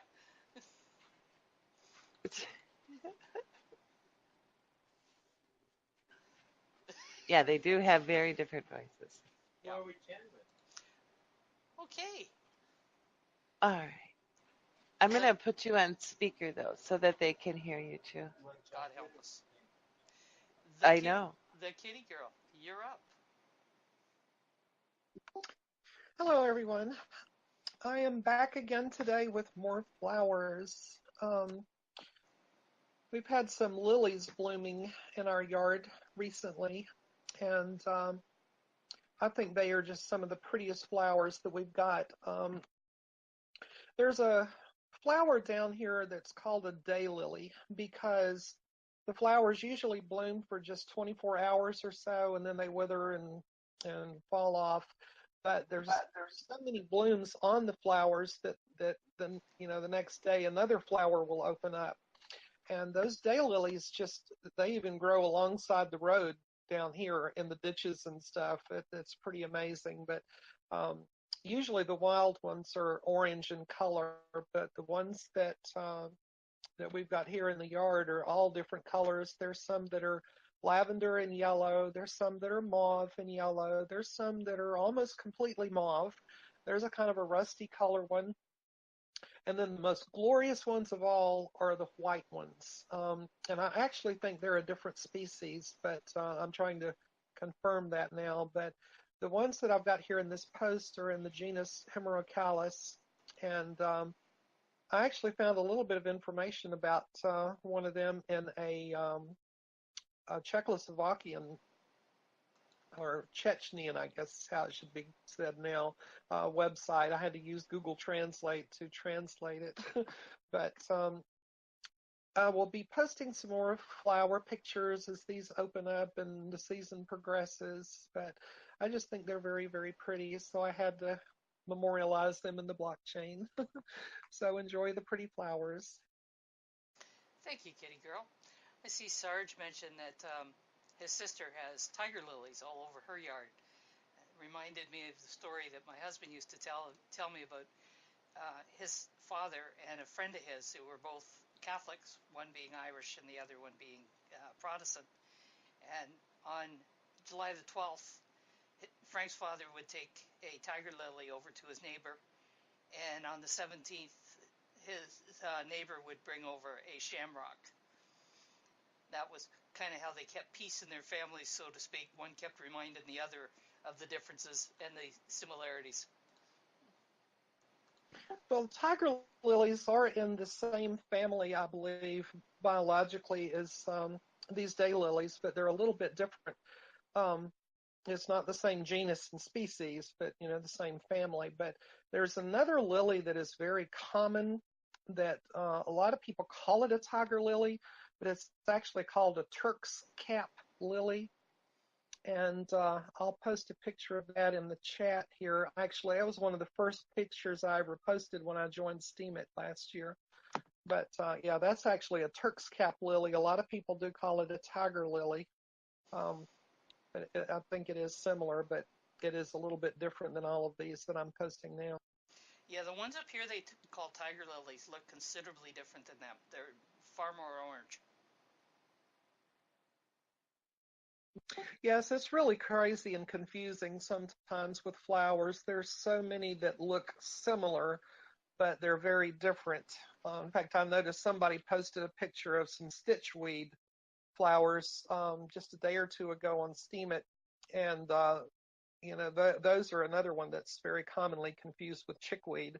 And then I posted about fleabane a while back. A lot of people confuse fleabane with asters. So yeah, there's so many of them that kind of look alike. Is it they look alike, or maybe they're regional names? Well, sometimes there are differences in regional names. That's for the same exact flower. But sometimes there are subtle differences in the flower. Like if you look at a fleabane and you look at an aster very close up and compare them, there are indeed differences. It's not exactly the same flower. Even the leaves, the stems, whatever, they're different too. But yeah, there's a lot of regional differences in what flowers are called in the common tongue. That's why it's always a good idea when you post flowers to, if you know the genus and species, to put that in there too, because that ties it down. Ah, good point. All right. Thank you, kitty girl. Katrina. Actually, it should be Katrina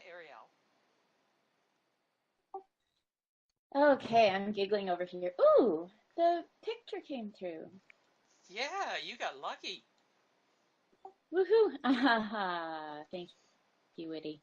I played Scrabble with my family this past week.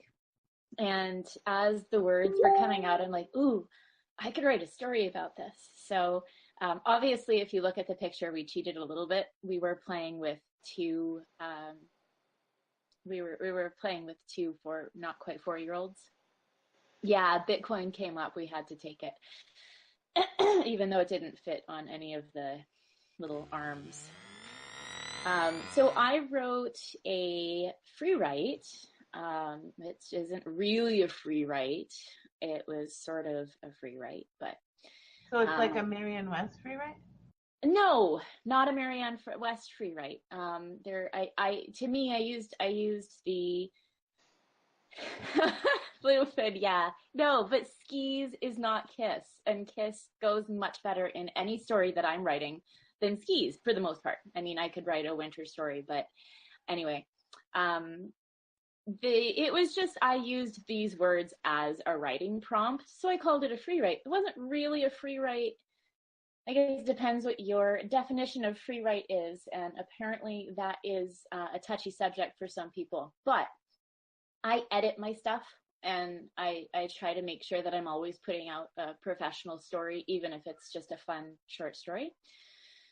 So I wrote this little flash fiction from the words, and it was really fun, and I hope you like it. All right. I'm just watching some of the comments going up here. about using kiss instead of skis. And skis make for a double word score. Geez, Bluefin, I think you've never ever played Scrabble. Well, I've been in jail, so I'm a fucking boss at Scrabble. Well, there you go. Now we know where to become a expert at Scrabble. Yeah, if you ever want to be really good at spades, hearts, and Scrabble or chess, get arrested. I can highly recommend it. Oh, thanks. Just what I needed. Jack says S on the end of weather. Triple word score. Except I'm not sure that weathers is actually a word. Weathers the storm. Ah, good point. Good point. Thank you, Katrina. Bluefin, you're up. We had a very, not painfully competitive, but competitive with all these word games when we were growing up. It was a thing that my family did. You either were outside having fun on the beach, or when it rained, you were playing Boggle or Scrabble or cards inside.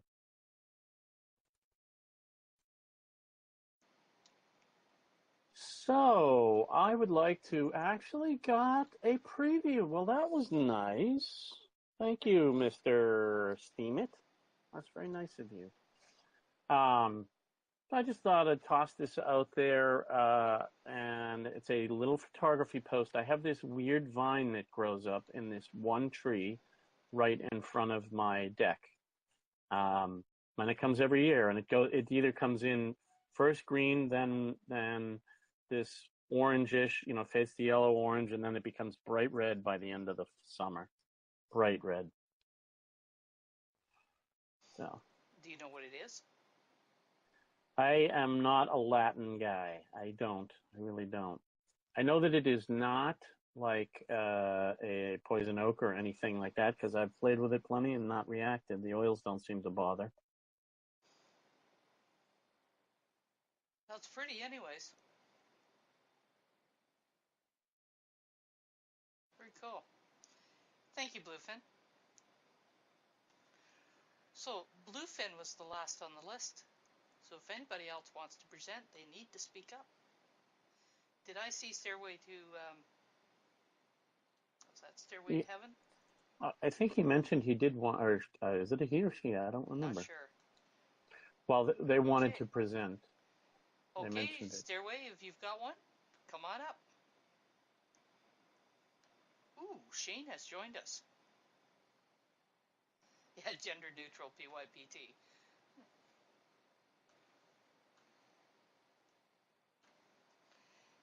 And I see Stairway typing.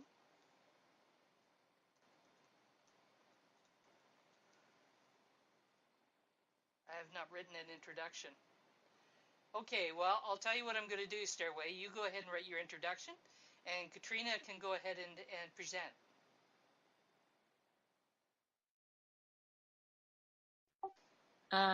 This is just wanted to put this up there in case you haven't seen it. The You Are Hope Thankful Thursday donor report.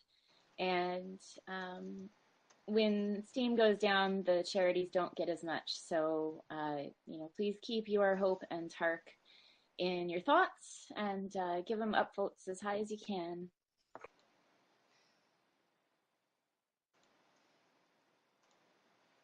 Okay, I'm just sorry, Katrina, I got a little bit distracted there because Shane showed up in the channel to remind Azaria that she has to go to her appointment. I think Azaria might have actually already left. Okay, so we've got the donations report that Fishy Culture does weekly for You Are Hope. And as always, if we can give it some support, let's do. What is the MSP Foundation? Anybody know? I don't know. Crimson, do you know? Because it seems very supportive, which is kind of cool. So it'd be nice to know who they are. It's a funding initiative for Pam and Charity. Well, they're very supportive, so that's certainly a good thing to say. Make a minnow. Okay. Thank you, Katrina. And Stairway says, wait a sec. Okay, Stairway, we'll give you a few more minutes. Go ahead, Sarge.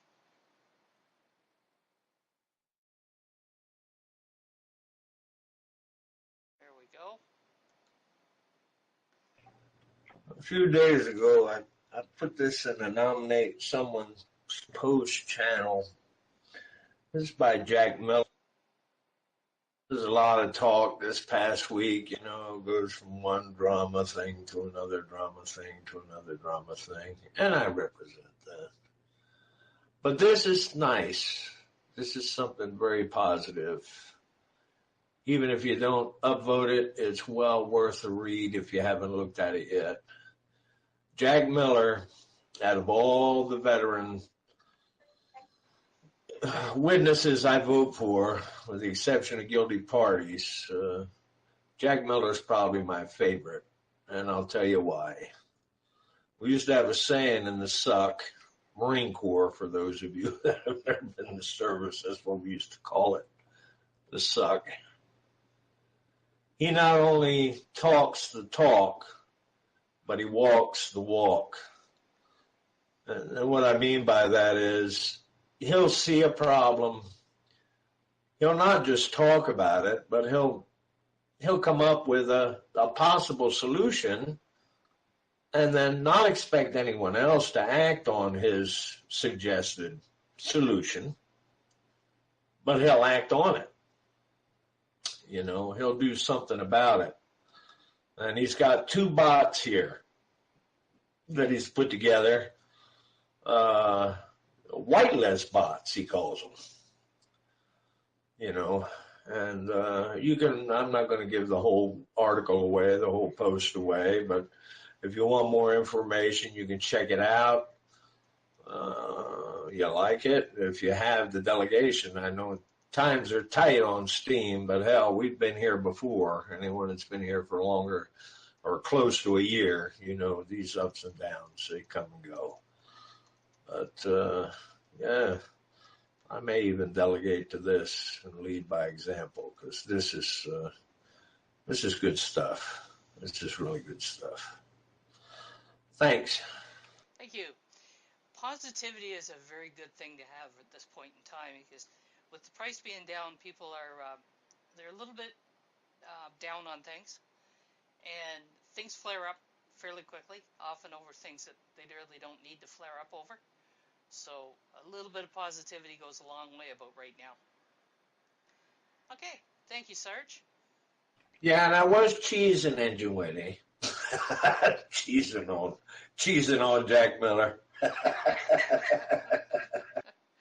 Okay, Stairway's ready to roll. There we go. And music, an inspiration and a medium that helps us excel in certain situations, is more than a space present as an area that keeps us safe from the impediments of life and difficult situations. After talking about this magic, it was a relief. Well, that's quite a picture there, with its stairway to heaven. So there's a post to check out. All right. Thank you, Stairway. Stairway says it was fun. Fatality? Okay, has anyone else got anything else they'd like to present today?